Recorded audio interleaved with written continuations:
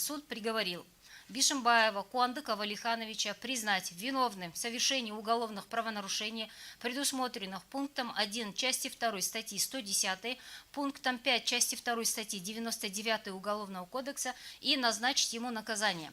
По пункту 1 части 2 статьи 110 Уголовного кодекса 7 лет лишения свободы. По пункту 5 части 2 статьи 99 Уголовного кодекса 20 лет лишения свободы.